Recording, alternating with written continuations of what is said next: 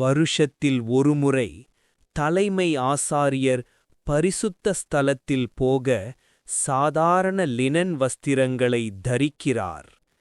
அவன் 2 வேளாட்டுக் குடாக்கள் மேல் சீட்டு போடுகிறான். ஒன்று கர்த்தருக்கு, மற்றொன்று பாவத்தை சுமப்பதற்கு.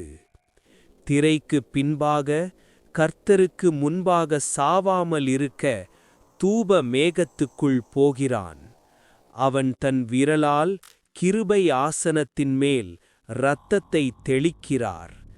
ஜீவுள்ள வேளாட்டின் தலைமேல் தன் 2 கைகளையும் வைத்து இஸ்ரவேலின் அக்கிரமங்களை அறிக்கை செய்கிறார்.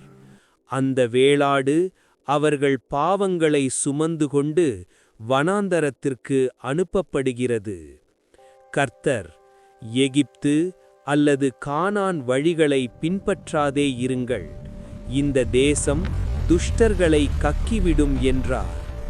இந்த நாளில் உங்கள் பாவங்களை சுத்திகரிக்க உங்களுக்காக பிராயஷ்சித்தம் செய்யப்படுவும்.